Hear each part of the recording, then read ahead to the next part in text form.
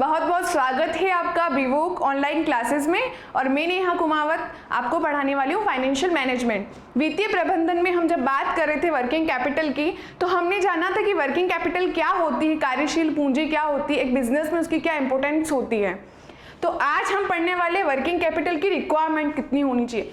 अगर कोई कंपनी है, फर्म है, तो उसको कितनी अपनी कार्यशील पूंजी की ज़रूरत होती है, रिक्वायरमेंट होती है, वो कैलकुलेट करेंगे, उसकी गणना करना सीखेंगे। तो उसकी गणना करने की भी अलग अलग क्या है, मेथड्स हैं, अलग अलग विधियों से कार्यशील पूंजी की गणना की जाती है। तो कुछ मेथड्स वो इस प्रकार है, कार्यशील पूंजी का अनुमान लगाने की विधियां कि कितनी, अगर सपोज कहा जाता है ना कि इतनी कैश हमारे पास होनी चाहिए, उसी प्रकार बिजनेस में भी क्या होता है कि ये एस्टिमेट किया जाता है कि इतनी वर्किंग कैपिटल होनी चाहिए या किसी फर्म को इतनी रिक्वायरमेंट है वर्किंग कैपिटल, ताकि वो उनका बिजनेस अच्छे से ऑपरेट हो सके, क्योंकि ऑपरेशन के लिए ही क्या चाहिए, वर्किंग कैपिटल चाहिए होती है। तो जो मेथड्स हैं, 5 प्रकार की मेथड्स हैं। परिचालन चक्र विधि, दूसरी है परंपरागत विधि, तीसरी है प्रक्षेपी चिट्ठा विधि, प्रक्षेपी लाभ हानि विधि, और लास्ट है रोकड़ प्रवाह विधि। तो जो फर्स्ट है वो है परिचालन चक्र विधि, जिसको ऑपरेटिंग साइकिल पीरियड मेथड के नाम से जाना जाता है। क्या होती है इसके बारे में ही आज हम चर्चा करेंगे। सबसे इंपॉर्टेंट और सबसे अच्छी मानी जाने वाली, सर्वश्रेष्ठ मानी जाने वाली विधि है ऑपरेटिंग साइकिल मेथड। इसके जरिए हम क्या करते हैं, वर्किंग कैपिटल की रिक्वायरमेंट को कैलकुलेट करते हैं कि एक फर्म में कार्यशील पूंजी का कितना चाहिए, कितना अमाउंट चाहिए, उसका अनुमान लगाने की कोशिश करते हैं। तो इसका फॉर्मूला है total operating expenses excluding depreciation. आपके जो भी परिचालन के खर्चे हैं उनका योग, उनमें डेप्रिसिएशन को नहीं लेना है, divided by number of operating cycle in year. जितने भी आपके ऑपरेटिंग साइकिल के पीरियड्स होंगे उसके अकॉर्डिंग डिवाइड कर दो। और अगर कोई भी डिजायर्ड कैश है, अगर आप इच्छित इतना नकद रखना चाहते हो कार्यशील पूंजी के लिए, तो वो आप जोड़ सकते हो। इमरजेंसी के लिए एक अमाउंट आप रख सकते हो कि इतनी तो एक्स्ट्रा और मुझे वर्किंग कैपिटल चाहिए। ठीक है, तो ये इसका फॉर्मूला हो गया total operating expenses divide by number of operating cycle in year plus Dzire cash balance. कुल परिचालन व्यय डिवाइडेड बाय परिचालन चक्र अवधि की संख्या प्लस जितनी भी आपकी इच्छित नगद राशि है वो। तो इस मेथड में सबसे इंपॉर्टेंट 3 स्टेजेस होती है। तो क्या होती है, फर्स्ट है कुल परिचालन व्यय। भाई आपके पास ये तो होंगे, क्वेश्चन में ये दिया होगा, ये निकालना होगा और ये भी निकालना होगा, नहीं दिया तो डिजायर दे रखा होगा। पर 3 इंपॉर्टेंट इसकी स्टेज हैं जिससे ये मेथड कैलकुलेट की जाती है। तो फर्स्ट है कुल परिचालन व्यय, टोटल ऑपरेटिंग एक्सपेंसेस। सेकंड है परिचालन चक्र अवधि, ऑपरेटिंग साइकिल पीरियड्स। और लास्ट है परिचालन चक्रों की संख्या, अगर ऑपरेटिंग साइकिल है तो उसकी क्या नंबर्स हैं वो। 3 चीजें हम ज्ञात करेंगे। तो सबसे पहले आते हैं कुल परिचालन व्यय क्या होते हैं, टोटल ऑपरेटिंग एक्सपेंसेस क्या हैं और इनमें क्या क्या शामिल किया जाता है। तो फर्स्ट है टोटल ऑपरेटिंग एक्सपेंसेस, कुल परिचालन व्यय। कुल परिचालन व्ययों में क्या शामिल किया जाता है, कॉस्ट ऑफ गुड्स परचेज, आपने जो माल खरीदा है, कच्चा माल खरीदा है, उसकी लागत, प्लस वेजेस, अगर उसमें कोई लेबर लगी है तो लेबर ऐड करेंगे उस काम को करने के लिए। अगर कच्चा माल लेकर आए हो तो कोई ना कोई पर्सन चाहिए ना उस काम को करने के लिए, मशीन को भी ऑपरेट करने के लिए कौन चाहिए, लेबर चाहिए। तो लेबर को आप पेमेंट करोगे, ठीक है, तो वो पेमेंट की जो राशि होगी वो भी जोड़ी जाएगी। उसके बाद ओवरहेड लिखा हुआ है, ऊपरी व्यय कुछ हुए हैं, एक्स्ट्रा कोई खर्चे हुए हैं तो वो जोड़े जाएंगे। वो उन तीनों की टोटल की जाएगी तो हमारे पास क्या आ जाएगा टोटल ऑपरेटिंग एक्सपेंसेस, कुल परिचालन खर्चे। यानी बिजनेस में ऑपरेट करने, ऑपरेशन के लिए जो पैसा चाहिएगा उसकी टोटल क्या हो जाएगी, टोटल ऑपरेटिंग एक्सपेंसेस, जिसमें डेप्रिसिएशन को शामिल नहीं करना है, क्योंकि डेप्रिसिएशन जो है नॉन कैश ट्रांजैक्शन है, नॉन कैश एक्सपेंसेस में इंक्लूड होता है, इसलिए उसको यहाँ नहीं लेते हैं। तो टोटल ऑपरेटिंग एक्सपेंसेस समझ आ गया, जितना आपने कच्चा माल खरीदा उसकी कॉस्ट और उसको जो लेबर लगी प्लस ऊपर एक्स्ट्रा कोई भी आपने ओवरहेड ऊपरी वे खर्च किए हैं तो उन सबको शामिल कर देंगे तो वो हमारी हो जाएगी टोटल ऑपरेटिंग एक्सपेंसेस। ठीक है, अगर उस मटेरियल को लाने ले जाने के लिए भी खर्चा हुआ है ना, भाड़ा चुका है, तो वो भाड़ा भी इसमें शामिल हो जाता है। तो ये सारी चीज़ें जब हम ऐड कर देते हैं तो हमारी आ जाती है टोटल ऑपरेटिंग एक्सपेंसेस। तो हमारी फर्स्ट स्टेज जो है वो ये हो गई कुल परिचालन व्यय। अब बात करते हैं परिचालन चक्र अवधि की। ऑपरेटिंग साइकिल पीरियड क्या है? तो ऑपरेटिंग साइकिल पीरियड्स आपको दिख रहा होगा, दो प्रकार के ऑपरेटिंग साइकिल पीरियड्स हो सकते हैं। क्या हो सकते हैं? दो प्रकार के ऑपरेटिंग साइकिल पीरियड्स होते हैं। अगर निर्माणी संस्था में परिचालन चक्र की बात करें, अगर कोई मैन्युफैक्चरिंग बिजनेस है तो उसमें ऑपरेटिंग साइकिल पीरियड्स कितने होंगे? ठीक है, और अगर बात करें हम किसी ट्रेडिंग कंपनी की या जो प्रोडक्शन के अलावा काम करती है तो उनका ऑपरेटिंग साइकिल क्या होगा। अब बात करते हैं ऑपरेटिंग साइकिल क्या है, ठीक है, उसकी पीरियड्स कैसे कैलकुलेट की जाती है। तो सबसे पहले मैं आपको इसका जो स्ट्रक्चर है वो बता देती हूँ। सबसे पहले क्या होती है? कैश होती है, रोकड़ होती है, हमारे पास नगद पैसा है। पैसा होगा तो क्या करेंगे? कच्चा माल खरीदने जाएंगे। तो हम गए रॉ मटेरियल खरीदने के लिए, कच्चा माल खरीदने के लिए, रॉ मटेरियल परचेज करा हमने, ये लिख दिया परचेज। अब लेकर आ गए, क्या करेंगे? उसका प्रोडक्शन करेंगे। जो भी आप बनाएंगे, सपोज आपका मैन्युफैक्चरिंग का बिजनेस है तो कच्चा माल आप कुछ भी लेकर आते हैं, जैसे कॉटन लेकर आए, कॉटन से आप धागा बना रहे हो, तो क्या करोगे? वो जो प्रोडक्ट है वो वर्क इन प्रोग्रेस में जाएगा। ठीक है, इसको अर्धनिर्मित माल कह सकते हैं, जो कि अभी तक पूरा नहीं बना है।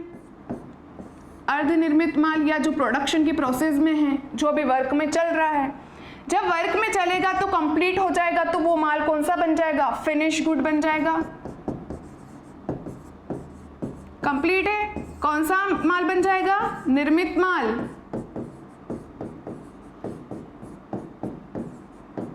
जब निर्मित माल बनेगा तो आप क्या करोगे? सेल करोगे, सेल्स कर दोगे।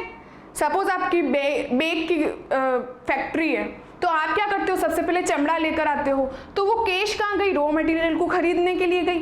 फिर आप जब लेकर आए तो आपने क्या किया? अपने प्रोडक्शन हाउस में डाला, फैक्ट्री में डाला, लेबर लग गए उसके ऊपर, वर्क स्टार्ट हो गया। तो वो गुड्स कौन सी कंडीशन में है? वर्क इन प्रोग्रेस की। ठीक है, जिसको अर्धनिर्मित माल कह सकते हैं। अभी तक वो पूरा निर्माण में नहीं हुआ है। जब पूरा निर्माण में हो जाता है तो उसको कहा जाता है निर्मित माल, फिनिश गुड। जब फिनिश गुड बेग बन के तैयार हो गए तो वो बेचने के लिए क्या है? रेडी है। तो वो क्या कर दी जाती है? सेल कर दी जाती है, विक्रय कर दी जाती है। और उस विक्रय से आपको क्या मिलती है? फिर से कैश मिल जाती है। लेकिन अगर उधार विक्रय हुई है, किस प्रकार की? उधार विक्रय हुई है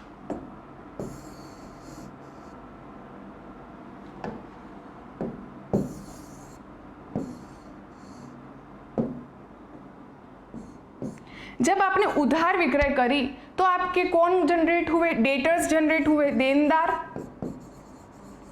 और कौन? बिल्स रिसीवेबल जनरेट हुए, यानी जिनको हम उधार माल बेचते हैं तो डेटर्स बनते हैं। डेटर्स आज नहीं तो कल पैसा दे देते हैं तो वो पैसा फिर से हमारे पास आ जाता है, रोकड़ वापस हमारे पास आ जाती है जब हम इनकी वसूली कर लेते हैं। तो जब हम देनदारों की और प्राप्य बिल की जब वसूली कर लेते हैं, कैश हमारे पास फिर से बिजनेस में आ जाती। वो कैश फिर से आई, हम फिर से कच्चा माल खरीदने गए, चमड़ा खरीदने गए, उससे वापस फिर से प्रोडक्शन हाउस में डाला, फिर वो वापस बन गए बेग को हमने सेल करी। सेल अगर कैश करी तो कैश मिल जाएगी, लेकिन अगर उधार पर बेची है तो हमारे डेटर्स बन जाएंगे और उन डेटर्स से हम क्या करेंगे? वसूली करेंगे। जो वसूली करेंगे तो हमें पैसा मिल जाएगा। फिर ये सर्कल फिर से चलता रहेगा। फिर से हम रॉ मटेरियल खरीदेंगे, प्रोडक्शन हाउस में डालेंगे, फैक्ट्री में, फिर वो फिनिश गुड्स बनेगा, फिर उसको सेल करेंगे। तो ये हमारा ऑपरेटिंग साइकिल कहलाता है। समझ में आया? इसको ही कहा जाता है परिचालन चक्र। ये तो बात हो गई अगर आपका बिजनेस प्रोडक्शन वाला है। प्रोडक्शन मतलब मैन्युफैक्चरिंग का बिजनेस है, कुछ निर्माणी विभाग है या निर्माणी उद्योग है ना, जहां पर प्रोडक्शन होता है। लेकिन सपोज ऐसा बिजनेस है जहां पर प्रोडक्शन नहीं होता है, जहां क्या होता है, प्रोडक्शन नहीं होता है। सपोज आप ले लो थोक व्यापारी हैं, तो थोक व्यापारी क्या करते हैं, स्टॉक लेकर आते हैं, रखते हैं, बेच देते हैं, डेटर से पैसा लेते हैं, फिर से स्टॉक लेकर आते हैं, बेच देते हैं। यानी मैन्युफैक्चरिंग का काम नहीं होता है, ना ही रॉ मटेरियल लेकर आते हैं, ना ही उसको वर्क इन प्रोग्रेस में लगाते हैं, ना ही फिनिश गुड बनता है। वो क्या करते हैं, बना बनाया माल लेकर आते हैं स्टॉक और फिर वो सेल कर देते हैं। तो जब वो कैश सेल करते हैं तो रोकड़ आ जाता है, लेकिन उधार बेचते हैं तो डेटर जनरेट होते हैं, तो डेटर आज नहीं तो कल पैसा दे देते हैं। तो इसका भी हम क्या करते हैं, एक बार फॉर्मेट देख लेते हैं, इसका जो सर्कल है वो हम भी देख लेते हैं। क्या होता है, अगर हम बात कर रहे हैं नॉन ट्रेडिंग नॉन मैन्युफैक्चरिंग की, यानी व्यापारिक संस्थाओं की बात कर रहे हैं, तो उनमें उन कंडीशन में क्या होता है, तो उनमें क्या होता है, ये कैश है, उनके पास रोकड़ है, वो भी बिजनेस कर रहे हैं। कैश से क्या लाते हैं, स्टॉक। भाई वो मैन्युफैक्चरिंग नहीं कर रहे हैं, वो प्रोडक्शन नहीं कर रहे हैं, तो उनका वर्क इन रॉ मटेरियल रहा ही नहीं, वर्क इन प्रोग्रेस में उनका गुड्स रहा ही नहीं, डायरेक्ट स्टॉक लेकर आए, स्टॉक को क्या कर दिया, बेच दिया, सेल्स कर दी, और सेल्स से क्या बन गए, डेटर्स बन गए हमारे, डेटर्स और बिल्स रिसीवेबल उधार विक्रय पर, और इनकी जब वसूली की तो हमें क्या मिल गया, फिर से कैश मिल गई। तो जब नॉन प्रोडक्शन या नॉन मैन्युफैक्चरिंग कंपनियां होती है, ट्रेडिंग कंपनियां होती है, तो उनका ऑपरेटिंग साइकिल क्या होता है, छोटा होता है। ये हमारा चल रहा था क्या, ऑपरेटिंग साइकिल। अब इस मेथड में ये होता है कि ये जितने भी ऑपरेटिंग साइकिल हुई है, इनकी अवधि कितने कितने दिनों की रही, अब इनकी अवधि की गणना की जाती है। तो अवधि की गणना सपोज कैसे की जाती है, अगर कोई कैश है, कैश कन्वर्ट हो रही रॉ मटेरियल में 2 दिन में, 2 दिन में आप रॉ मटेरियल लेकर आ रहे हो, फिर उसको प्रोसेस में डाल रहे हो, तो प्रोसेस में डालने का या प्रोडक्शन हाउस फैक्ट्री में डालने के लिए कम से कम 1 हफ्ता लग रहा है, ठीक है। तो यहाँ से यहाँ में 2 डेज लगे, यहाँ से यहाँ में 7 डेज लगे। उसके बाद जब वर्क इन प्रोग्रेस में गया, वहाँ 7 डेज लगे, वहाँ से फिनिश गुड में कन्वर्ट होने में, फिर से स्टोरेज करने में 2 दिन लगे, फिर उसको बेचने में फिर से 5 दिन लगे, बेचने के बाद डेटर्स बने, डेटर्स बनने में फिर से 7 दिन लगे, और उन डेटर्स से वसूली फिर से जब कैश रिसीव हुई तो उनमें भी 7 दिन लगे। तो टोटल जितने भी डेज लगे, अब कितने लगे, 7 7 7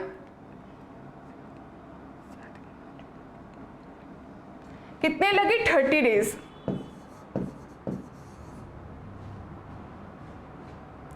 30 डेज मतलब 1 मंथ। तो ये जो पूरा सर्कल है, ऑपरेटिंग सर्कल, ये जो भी चक्र बना है, परिचालन चक्र, इसकी अवधि कितनी हो गई, 30 दिन। यानी 30 दिन में ये फिर से क्या, वर्किंग कैपिटल रोटेट हो रही है। हर 30 दिन में क्या चाहिए, पैसा चाहिए, तो पैसा चाहिएगा, फिर ही वापस आपका ये जो ऑपरेटिंग साइकिल ऑपरेट होगा। तो ये होता है ऑपरेटिंग साइकिल, ठीक है। अब बात करते हैं कि जो ये ऑपरेटिंग साइकिल होता है, तो इनकी ये जो नंबर्स होते हैं वो कैसे कैलकुलेट किए जाते हैं, उनके लिए भी अलग अलग फॉर्मूला दिया हुआ है। तो एक बार हम देख लेते हैं क्या है। तो जब हम बात कर रहे हैं परिचालन चक्र अवधि की, अकॉर्डिंग अवर फॉर्मूला, कौन सा फॉर्मूला है वो, वर्किंग कैपिटल रिक्वायरमेंट का, जो मैंने आपको सबसे पहले इनिशियली बताया था। टोटल ऑपरेटिंग एक्सपेंसेस वो मैंने आपको बता दिए कैसे निकलते। अब हम निकालने जा रहे हैं number of operating cycle year. अभी मैंने आपको बताया ऑपरेटिंग साइकिल क्या होता है, अब इनकी नंबर ऑफ ऑपरेटिंग साइकिल निकालेंगे, यानी परिचालन चक्र अवधि की संख्या वो निकालेंगे। तो वो कैसे निकालते हैं, तो सबसे पहले यहाँ पर फॉर्मूला दिया हुआ है परिचालन चक्र अवधि निकालने का। अभी संख्या नहीं, अभी सिर्फ परिचालन चक्र अवधि, ऑपरेटिंग साइकिल पीरियड निकाल रहे हैं हम। क्या निकाल रहे हैं, ये देखिए ऑपरेटिंग साइकिल पीरियड, इसका फॉर्मूला है R + W + F + D - C। यानी यहाँ R बता रहा है रॉ मटेरियल स्टोरेज पीरियड, जो आपका कच्चा माल है उसके संग्रहण की अवधि कितनी है। जैसे मैंने आपको बताया था ना, 2 डेज में कैश कन्वर्ट हो रही है रॉ मटेरियल में, अभी बताया था कैश कन्वर्ट हो रही 2 डेज में। तो वैसे ही यहाँ पर भी क्या है, आर का मतलब है रॉ मटेरियल स्टोरेज पीरियड, फिर डब्ल्यू है work in progress period on conversion period, यानी वर्क इन प्रोग्रेस में कितना टाइम लग रहा है, कितने डेज लग रहे हैं, वो है डब्ल्यू। फिर एफ है फिनिश गुड स्टोरेज पीरियड, जो भी निर्मित माल है उनके संग्रहण की अवधि एफ है। उसके बाद डी है डेटर कलेक्शन पीरियड, जो भी देनदार हैं उनसे संग्रहण अवधि कितने दिनों में हो रही है। उसके बाद सी है क्रेडिटर पेमेंट पीरियड, तो अगर हम उधार माल खरीद कर लेकर आए तो उनको भी हमें भुगतान करना होगा, तो वो बन जाएंगे क्रेडिटर पेमेंट पीरियड, यानी जो भी हमारे लेनदार हैं उनको भुगतान करने का कितना अवधि है वो कहलाएगा। तो यहाँ पर इन सबकी टोटल ही क्या कहलाएंगी, हमारी ऑपरेटिंग साइकिल पीरियड कहलाएगी, ओ कहलाएगी, जिसमें आर कच्चे माल की अवधि, आर यहाँ पर कच्चे माल के स्टोरेज की अवधि, डब्ल्यू जो भी निर्मित माल है, अर्ध निर्मित माल है उसकी अवधि, उसको स्टोरेज करने में कितना टाइम लग रहा है, फिर एफ यहाँ है फिनिश गुड के स्टोरेज की अवधि, डी है डेटर्स को कलेक्शन करने में कितना टाइम लगता है, माइनस करना है सी यहाँ पर है क्रेडिटर पेमेंट पीरियड। अब मैं आपको इसको शॉर्ट में बताती हूँ। सपोज हम कैश से कच्चा माल खरीद कर लेकर आए, उनमें हमें लगे 5 डेज, ठीक है, फिर उसको स्टोरेज करके रखा 5 डेज तक, तो खरीद कर लेकर आ गए, स्टोरेज करके अभी तक रखा है 5 दिन तक, ठीक है। उसके बाद क्या होता है, हमने प्रोडक्शन में डाला, प्रोडक्शन हाउस या फैक्ट्री में, वहां पर वर्क हो रहा है, उसका प्रोडक्शन हो रहा है, वो हो गया है 10 दिन हो गए उसको अभी तक प्रोडक्शन में पड़ा हुआ है, तो वो कहलाएगा वर्क इन प्रोग्रेस पीरियड। उसके बाद माल तैयार हो गया है और उसको स्टोरेज में पड़े हुए 5 दिन हो गए, तो वो कहलाएगा फिनिश गुड स्टोरेज। उसके बाद डेटर्स, अब क्या कर दिया, सेल कर दिया, माल चला गया, देनदार बन गए, जब उधार माल बेचा, उनकी जो डेटर्स की कलेक्शन पीरियड है वो कलेक्शन होता है 15 दिन में, तो 15 दिन में कलेक्शन होता है, तो टोटल कितने हो गए हमारे 35, ठीक है।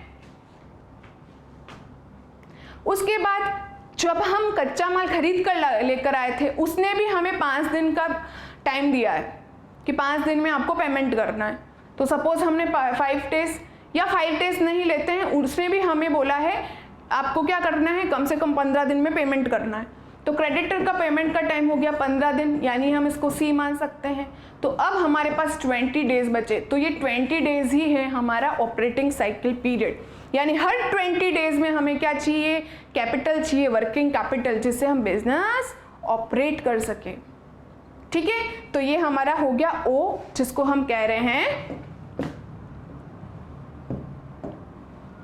ऑपरेटिंग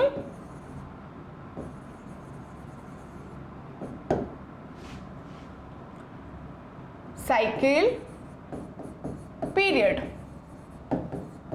अभी तो क्या निकला, ऑपरेटिंग साइकिल पीरियड्स, ठीक है। अब जैसे कि क्या होता है, हमें हमारे फॉर्मूले में क्या नीड है, ऑपरेटिंग साइकिल नंबर चाहिए ना, तो नंबर के लिए हम क्या कर देंगे, जो ये रिसीव हुआ है 365 डिवाइडेड बाय 20 कर देंगे, तो आ जाएगा नंबर ऑफ साइकिल पीरियड। वो मैं आपको आगे बता दूंगी कि इसको कैसे कैलकुलेट किया जाता है। तो अब हम एक एक टर्म्स अच्छे से समझेंगे कि अगर रॉ मटेरियल स्टोरेज पीरियड है वो कैसे निकालेंगे, फिर वर्क इन प्रोग्रेस या कन्वर्जन पीरियड है वो कैसे कैलकुलेट करेंगे, फिनिश गुड स्टोरेज है वो कैसे कैलकुलेट होगा, देन डेटर से जो कलेक्शन हो रहा है उसको कैसे कैलकुलेट करेंगे, क्रेडिटर पेमेंट करेंगे तो उसको कैसे कैलकुलेट करेंगे। तो इन सब को कैलकुलेट करने के भी बहुत इजी क्या हैं, छोटे छोटे फॉर्मूलाज है, वो हम देख लेते हैं। तो सबसे पहले हमारे पास क्या है, रॉ मटेरियल स्टोरेज, तो हम यही कैलकुलेट करेंगे, बिकॉज ओ तो क्या है, इन सबको टोटल करने के बाद रिसीव होगा। तो फर्स्ट क्या है, आर, तो हम आर पर देखते हैं कि आर क्या है। तो आर सामग्री संग्रहण अवधि है, जो भी सामग्री आप संग्रहण करते हो, कच्चे माल को कलेक्ट करते हो, उसमें कितना टाइम लगता है, उसमें कितनी अवधि लगती है, तो ये बात हो रही है रॉ मटेरियल की कन्वर्जन की। तो फॉर्मूला है average stock of raw material, जो भी आपका कच्चा माल है उसका औसतन निकालना है, divided by material consumption during the year.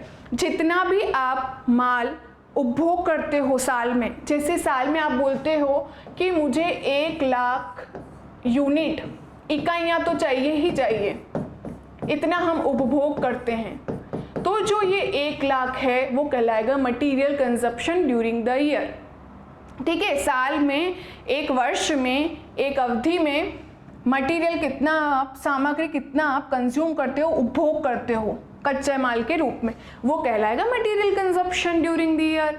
Multiply कर देंगे 365 तो डेज में आ जाएगा कि आप पर डे कितना मटेरियल कंज्यूम करते हो।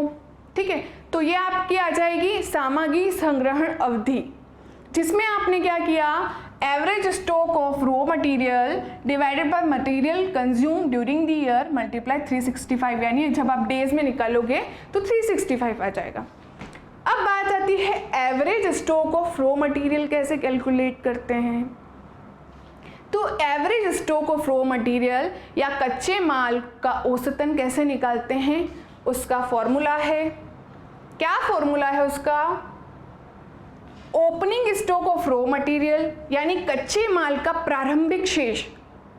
कोई भी अगर आप बिजनेस कर रहे हो या आपकी फैक्ट्री है, तो आपका पहले से जो कच्चा माल पड़ा हुआ है ना, मार्केट में खरीदने जाने से पहले आप बोलते हो कि मैं 10,000 यूनिट का प्रोडक्शन करना है हमें, तो उससे पहले ही आपके पास 2,000 यूनिट का कच्चा माल पड़ा हुआ है, तो वो आप ले लोगे, तो वो कहलाएगा opening balance of raw material, right. तो वो ही यहाँ पर कहलाएगा opening stock of raw material.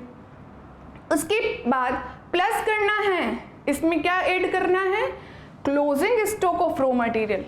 अगर कोई क्लोजिंग स्टॉक भी पड़ा हुआ है ना, वर्ष के अंत का, तो उसको ऐड कर देंगे, यानी ओपनिंग को क्लोजिंग को ऐड कर देंगे और डिवाइडेड बाय कर देंगे 2 से, क्योंकि एवरेज निकालते हैं तो एवरेज में क्या होता है, राशियों का योग बटा राशियों की संख्या, तो 2 चीज़ें हमारे डिवाइड बाय 2 कर देंगे, तो ये हमें क्या प्राप्त हो जाएगा, average stock of raw material.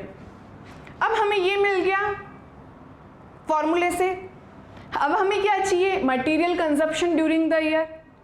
सामग्री जितनी भी हम उपभोग कर रहे हैं एक साल में, उसको कैसे कैलकुलेट करेंगे, तो उसके लिए भी फॉर्मूला है, वो है opening stock of raw material. जो भी आपका रॉ मटेरियल का प्रारंभिक शेष है, उसमें आप ऐड करोगे परचेज, अगर आपने कुछ खरीदा है, क्रय करा है विद इन द ईयर, तो उसको ऐड करोगे।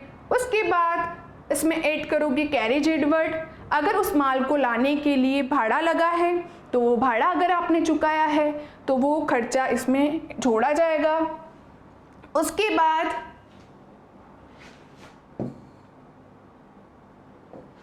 बाद क्या करा जाएगा, लेस करा जाएगा closing stock of raw material. अगर आपका क्लोजिंग स्टॉक पड़ा है रॉ मटेरियल का, वो लेस कर दोगे तो आपके पास क्या आ जाएगा, material consumption the during the year. ये क्वेश्चन में वैसे डायरेक्ट दिया होता है, लेकिन नहीं दिया हो और एडिशनल इंफॉर्मेशन दी हुई तो आप ऐसे कैलकुलेट कर सकते हो। तो जब आपके पास ये दोनों चीज आ गई, तो आप ये दोनों फॉर्मूले में पुट करोगे, average stock of raw material divided by material consumption during the year, और डेज में निकालना है तो 365 आ जाएगा। तो जो आएगा आंसर, सपोज 15 डेज आता है सॉल्व करने पर, तो वो ही कहलाएगा सामग्री संग्रहण अवधि। रॉ मटेरियल या मटेरियल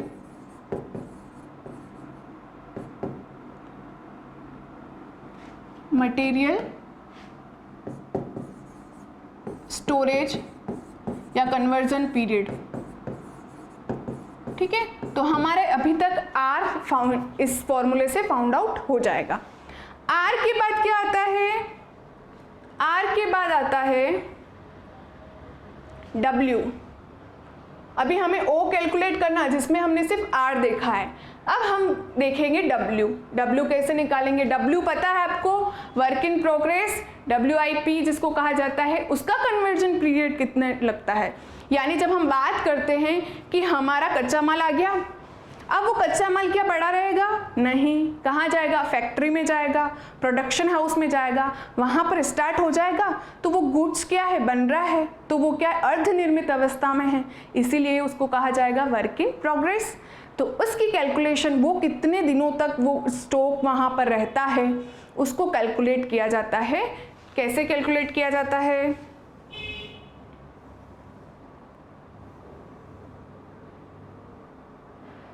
आपके सामने है सेकंड रूपांतरण अवधि, इसको ही कहा जाता है work in progress storage period या work in progress conversion period. तो उसको कैलकुलेट किया जाता है वर्क इन प्रोग्रेस स्टोरेज या कन्वर्जन पीरियड, कि कच्चे माल को अर्ध निर्मित माल होने में कितना टाइम लग रहा है, कितना ड्यूरेशन या कितने डेज लग रहे हैं, उसको कैलकुलेट करेंगे। तो सबसे पहले आएगा एवरेज स्टॉक ऑफ WIP, जैसे उसमें आया था average stock of raw material, उसी तरह इसमें आ गया एवरेज स्टॉक ऑफ WIP। अगर अर्ध निर्मित माल है उसका औसतन लेंगे, डिवाइडेड बाय करेंगे टोटल फैक्ट्री ऑफ कॉस्ट, जो फैक्ट्री है उसकी कुल लागत, यानी उसमें खर्चे सब आ गए, तो वो कहलाएगा total factory of cost, multiplied 365। अगर आपको पर डे का निकालना है तो वो आ जाएगा 365 से, राइट। उसके बाद क्या होगा, एवरेज स्टॉक जब आपको डेज में निकालना होता है तो हम क्या कर देते हैं, मल्टीप्लाई कर देंगे 365 से। अब बात आती है एवरेज स्टॉक ऑफ WIP, ये कैसे कैलकुलेट करेंगे? तो ये होता है एवरेज स्टॉक ऑफ WIP। जब आपको ये चाहिए ना फॉर्मूले, अकॉर्डिंग टू फॉर्मूला हमें क्या चाहिए, एवरेज स्टॉक ऑफ WIP।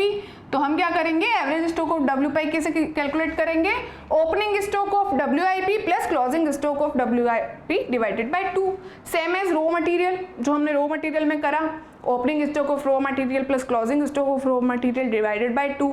उससे एवरेज जो है हमारा क्या आ गया, average stock of raw material आ गया। सेम एज WIP में करना है, एवरेज स्टॉक ऑफ WIP बोले तो हमें क्या करना है, ओपनिंग WIP की प्लस क्लोजिंग WIP की, दोनों को प्लस कर देंगे, डिवाइडेड बाय 2 कर देंगे, तो हमें ये ज्ञात हो जाएगा। अब हमें चाहिए फैक्ट्री कॉस्ट, कारखाना लागत कैसे निकालेंगे? तो कारखाना लागत का फॉर्मूला है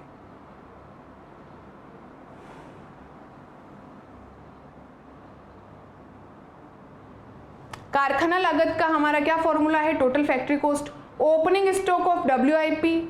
अगर निर्मित माल का कोई पहले से ही आपके पास क्या है, ओपनिंग स्टॉक पड़ा हुआ है, जैसे आप कोई चेयर्स का बिजनेस करते हो, चेयर बनाने का, मैन्युफैक्चरिंग का, तो थोड़ी बहुत कंडीशन में चेयर बनी हुई है, उसका ओपनिंग स्टॉक पड़ा हुआ है ना, तो वही कहलाएगा। प्लस कर देंगे वेजेस, उसके ऊपर लेबर जो लगी, उसके बाद उसके ऊपर ऊपरी व्यय लगे, ओवरहेड लगे, एक्स्ट्रा खर्चे लगे, वो जोड़ देंगे, डेप्रिसिएशन को छोड़ना है, फिर मटेरियल कंज्यूम, जितना और मटेरियल उपभोग में किया है वो आपको जोड़ना है, लेस करना है क्लोजिंग स्टॉक, तो आपके पास क्या आ जाएगा, टोटल फैक्ट्री कॉस्ट। तो अभी तक हमें क्या पता चल गया इससे,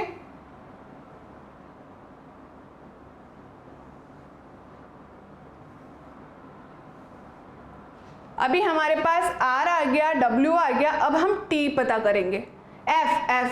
तो F को कहा गया है फिनिश गुड्स स्टोरेज। अब फिनिश गुड स्टोरेज होने में कितना टाइम लगता है, ये आ गया हमारा निर्मित माल संग्रहण। फिनिश माल को तैयार होने में कितना अवधि लगती है, फिनिश गुड्स स्टोरेज या कन्वर्जन पीरियड्स। निर्मित माल को सेल होने तक कितना टाइम, कितनी ड्यूरेशन लगती है, वो कैलकुलेट करेंगे। तो हमारे पास दिया हुआ है average stock of finish goods, इसका formula divided by total cost of sales multiply 365, अगर डेज में कैलकुलेट करना है। अब बात आती है average stock of finish good कैसे कैलकुलेट करेंगे, तो वही ओपनिंग स्टॉक ऑफ, यहां आएगा opening stock of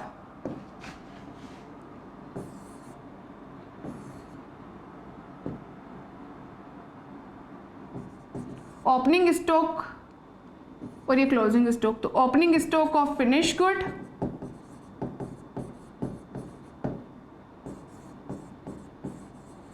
plus closing stock of finished good.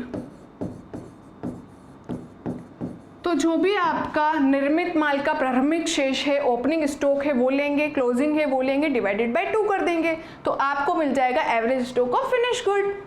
अब इसी के साथ टोटल कॉस्ट ऑफ सेल निकालनी है, तो टोटल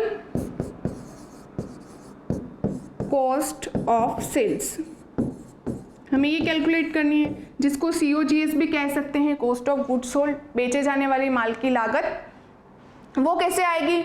ओपनिंग स्टॉक है फिनिश गुड का, उसमें फैक्ट्री प्रोडक्शन जो भी है वो ऐड करेंगे, चार्जेस, एडमिनिस्ट्रेशन है, प्रशासनिक खर्चे हैं वो जोड़ेंगे, उसके बाद एक्साइज ड्यूटी अगर लग रही है उसमें तो वो जोड़ी जाएगी, और लेस कर देंगे closing stock of finish good. Closing stock of finished goods. तो इससे हमें जो प्राप्त होगा वो प्राप्त होगा टोटल कॉस्ट ऑफ सेल्स, और वो यहाँ रख दी जाएगी। तो जब हमारे पास average stock of finish good है इस फॉर्मूले के अकॉर्डिंग, और जब हमारे पास COGS है इस फॉर्मूले के अकॉर्डिंग, वैल्यू को पुट कर देंगे और डेज में निकालने के लिए मल्टीप्लाई 365 कर देंगे, तो हमारे पास जो आएगा, जितना पीरियड आएगा वो कहलाएगा निर्मित माल संग्रहण अवधि, वो कहलाएगा आपका F। तो जब हमारे पास R है, W है, F है, अब हमें चाहिए D चाहिए। अब D कैसे कैलकुलेट करेंगे? D के लिए भी फॉर्मूला है। D आपको पता है डेटर्स, देनदार। तो देनदार की अवधि निकालेंगे, देनदार की जो वसूली होने में कितना टाइम लगता है। ठीक है, सपोज आपने माल तैयार कर दिया, अब माल तैयार होने के बाद बेच दिया, बेचने के बाद डेटर्स बने, उधार माल बेचा तो डेटर्स बने, तो वो डेटर्स कितने टाइम में आपको कितने पीरियड या कितने टाइम में ड्यूरेशन में आपको पैसा लौटाते हैं, तो वो जो अवधि होगी वो अवधि ही कहलाएगी आपकी देनदारों से औसत वसूली अवधि। सपोज आप बिजनेस कर रहे हैं प्रोडक्शन का, आपका कोई जो भी सेलर है या जो आपसे परचेज करता है, सप्लायर भी हो सकता है, और क्या हो सकता है, आपके कस्टमर्स हो सकते हैं। तो जो आपके कस्टमर है सपोज कोई, तो आपने उसको माल बेचा, उसने बोला मैं उधार में लेके जा रहा हूँ, ठीक है, तो आपने भी बोल दिया ठीक है ले जा, लेकिन वो बोलता है मैं 2 महीने में भुगतान करूँगा। तो वो जो 2 महीने हैं, कितने दिन हुए? 60 दिन हुए, तो वो ही कहलाएगा देनदारों से औसत वसूली अवधि कितने दिन हुए? 60। अब उसको कैलकुलेट करने के लिए हमारे पास क्या है? हमारे पास फॉर्मूला है। फॉर्मूला आपको दिख रहा होगा, देनदारों से औसत वसूली का average debtors divided by net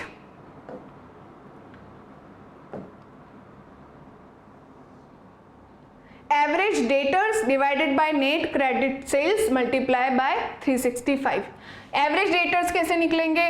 opening debtors हैं तो वो ऐड हो जाएंगे, क्लोजिंग है तो वो दोनों ऐड हो जाएंगे, ओपनिंग और क्लोजिंग। हमेशा एवरेज ऐसे ही चल रहा है ना, तो काफ़ी इजी है एवरेज निकालना। ओपनिंग डेटर्स है तो ऐड कर दो, क्लोजिंग है तो ऐड कर दो, डिवाइडेड बाय 2 कर दो। उसके बाद नेट क्रेडिट सेल्स कैसे निकालेंगे? नेट शुद्ध उधार विक्रय। शुद्ध उधार विक्रय कैसे आएगी? जितनी भी आपकी सेल है उसमें से नकद विक्रय घटा दो, जितनी भी आपने सेल करी है, सपोज 1 लाख की सेल करी है, जिसमें से आपको 80,000 मिल गए, तो जो वो 20,000 आपको नहीं मिले इसका मतलब वो उधार है, तो वो ही कहलाएंगे नेट क्रेडिट सेल, और मल्टीप्लाई कर दो 365 से, तो ये हो गया डी। तो ये जब हम कैलकुलेट करेंगे, जब हम यहाँ एवरेज डेटर्स रखेंगे और नेट क्रेडिट सेल्स रखेंगे, तो हमारे पास जितने दिन आएंगे वो हमारे कहलाएंगे देनदारों से औसत वसूली की अवधि। सपोज सॉल्व करा, हमारे पास आए 30 दिन, तो माने जाएंगे वो 30 दिन में हमें देनदारों से वसूली होती है, रिकवरी होती है, तो हमें ये प्राप्त हो गया डी। अब इसी के साथ हम क्या करेंगे? सी भी निकालेंगे।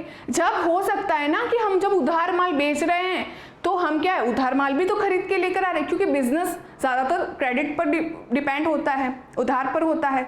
तो क्या होता है कि जब हम उधार माल खरीद कर लेकर आते हैं तो क्या बन जाते हैं, क्रेडिटर्स, लेनदार बन जाते हैं। अब लेनदार को भी तो भुगतान करना है, तो उन भुगतान करने की अवधि वो कैलकुलेट करते हैं, तो उसको कहा जाता है लेनदारों से भुगतान अवधि। क्या कहा जाता है, लेनदारों से भुगतान अवधि, जिसको सी कहा गया है। ठीक है, इसको कह सकते हैं क्रेडिटर पेमेंट पीरियड। ठीक है, तो इसको क्या कहेंगे हम, क्रेडिटर पेमेंट पीरियड, और इसको हम क्या कह रहे हैं, डेटर्स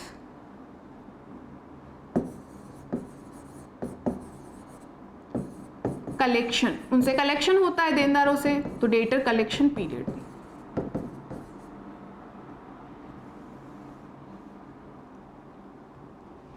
तो इसको कैसे कैलकुलेट करेंगे, क्रेडिट पेमेंट पीरियड को, क्रेडिटर पेमेंट पीरियड को, कि जितने भी एवरेज क्रेडिटर है। अब एवरेज क्रेडिटर क्या होंगे, अब तो हम आसानी से निकाल सकते हैं मैम, ओपनिंग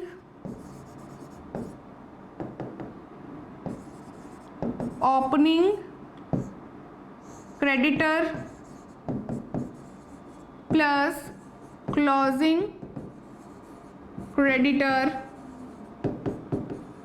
डिवाइडेड बाय 2, ये हमें पता चल जाएगा एवरेज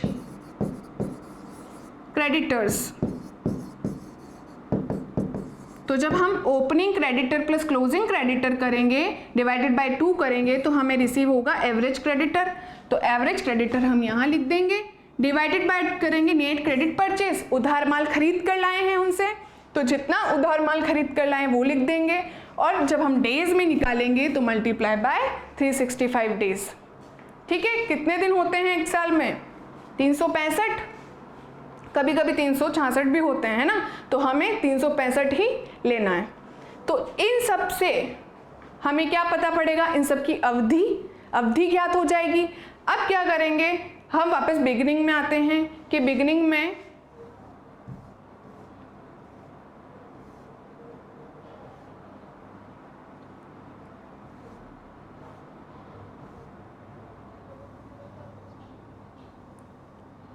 हमने क्या ज्ञात करा था,